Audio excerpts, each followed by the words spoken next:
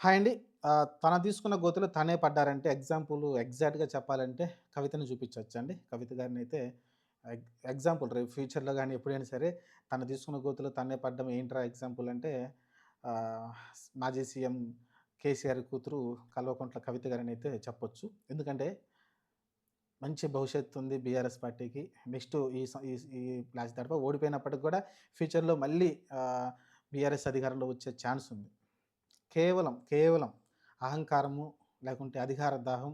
ఆమె దాన్ని చెప్తే అది ఒప్పుకోవట్లే మళ్ళీ ఆమె. ఏం చెప్తుందామె? నాకు అధికార దాహం లేదు, నాకు పదవుల మీద ఆశ లేదు ఆహ్, అని చెప్తుంది. జస్టు ఒక హరీష్ రావు మీద కోపంతోనే అంట. సరే ఆ ఒక్క పర్సన్ మీద కోపం అంటే మీ అన్న నీ ఎనకాలే ఉన్నాడు, మీ నాన్నగారు నీ ఎనకాలే ఉన్నారు. అసలు ముఖ్యమంత్రి రేపు ఫ్యూచర్ ముఖ్యమంత్రి కూడా కేటీఆర్ అంటా ఉన్నారు. అలాంటప్పుడు నీకేంటి బాధ? హరీష్ రావు తోటి నీకేంటి ఇంక బాధ?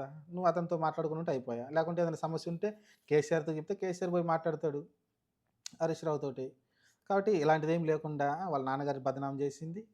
తను ఇప్పుడేమన్నా బాగుపడిందంటే ఏం లేదు. ఏం లేదు. ఇప్పుడు కవిత గారు ఏమన్నా రేపొద్దున ఒక 20 సీట్లు, 30 సీట్లు గెలుచుకుంటారంటే అసలుకేం లేదు. కనీసం ఆమె పోటీ చేసే సీటు కూడా గెలవదు నాకు తెలిసి. రాజకీయ పార్టీ పెడుతుందో లేదో తెలీదు.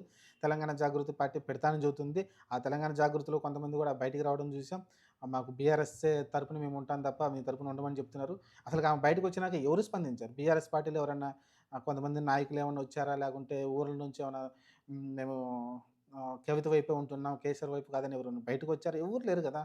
అటుపక్క బీజేపీ ఏమన్నా తలుపులు తెరిచి బండి సంజయ్ లాంటి వాళ్ళు లేకుంటే కిషన్ రెడ్డి లాంటి వాళ్ళని ఆహ్వానిస్తున్నారా?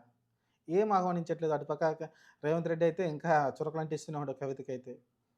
కాబట్టి ఇక్కడ మీ కుటుంబం కూడా నాకు సంబంధం లేదని ఆయన బయట డైరెక్ట్‌గా చెప్తా ఉన్నాడు బహిరంగంగానే. కాబట్టి ఈ రకంగా ఏ రకంగా చూసుకున్నా సరే కవితకి పెద్ద బొక్కే పడింది. పెద్ద హోలే పడింది. ఆమె తీసుకున్న గోతిలో ఆమె పడింది తప్ప ఆహ్, ఆమెని పైకి లాగే ప్రయత్నం కూడా ఇంకెవరు చేయరు. చేయాల్సింటే ఏమన్నుంటే చెల్లి మీద ప్రేమ ఉంటే కేటీఆరే చెయ్యందించి మళ్ళీ పైకి లాగాల్సుంటుంది. ఆమె మళ్ళీ ప్రెస్ మీట్ పెట్టి నేను ఆవేశంలో తీసుకున్న నిర్ణయం అని మళ్ళీ ఆమె చెప్పుకోవాల్సిన పరిస్థితి ఏర్పడుతుందని నేనైతే భావిస్తున్నా. 100%గా నేనైతే భావిస్తున్నా. సరే ఆమె లిక్కర్ స్కామ్‌లో డబ్బులు సంపాదించేసి డబ్బులు వెదజల్లితే నాయకులు వస్తారు. లేకుంటే అనుకోవచ్చు. కొంతమంది లీడర్ రావచ్చు. కానీ ప్రజలైతే ఓట్లేయరు గదా! డబ్బులు వెదజల్లినంత మాత్రాన ప్రజలు ఓట్లేయరు. మనకి ఎగ్జాంపుల్ షర్మిలే గదా! షర్మిల గారిని చూసాం. ఇక్కడ తెలంగాణలో చూసాం. కనీసం ఆమె పోటీ కూడా చేయలేదు. కాంగ్రెస్‌లో విలీనం చేసి పోయి ఆంధ్రప్రదేశ్‌కొచ్చింది. సరే ఆంధ్రప్రదేశ్‌లో ఆమె పోటీ చేస్తే కనీసం ఎన్ని ఓట్లొచ్చినాయండి ఆమెకి? ఆమె పోటీ చేసిన ఎంపీ సీట్ ఎన్ని ఓట్లొచ్చినియి? కాబట్టి అంత ఈజీ కాదు.